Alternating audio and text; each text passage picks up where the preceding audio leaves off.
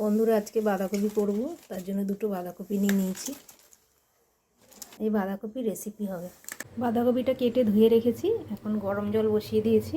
বাঁধাকপিটা একটু ভাপিয়ে নেব।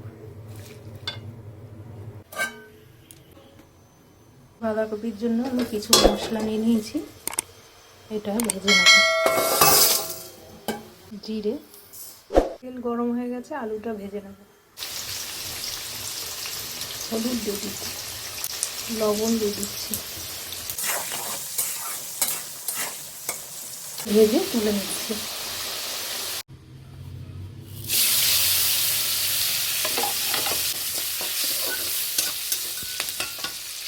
সামান্য আদা বাটা দিয়ে দিচ্ছি।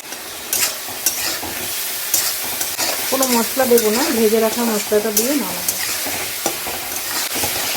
টমেটো কুচি দিয়ে দেবো, টমেটো কুচি দিয়ে দিয়েছি। এটাকে একটু সাঁতলে নিয়ে বাঁধাকপিটা দিয়ে দেবো। রেসিপিটা দিয়ে দিচ্ছি, সেদ্ধ করে রাখা বাঁধাকপিটা দিয়ে দিচ্ছি। বাঁধাকপিটা একটু সাঁতলে নিয়ে ভাজা গুঁড়ো মশলাটা দিয়ে নামিয়ে দেবো।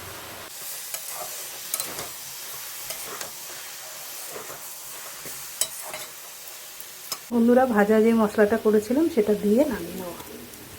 আর ঘি দেবো না, আপনারা ঘি দিয়ে খাবেন। নিরামিষ বাঁধাকপি রেডি। এখন আমি পরিবেশন করে নেব।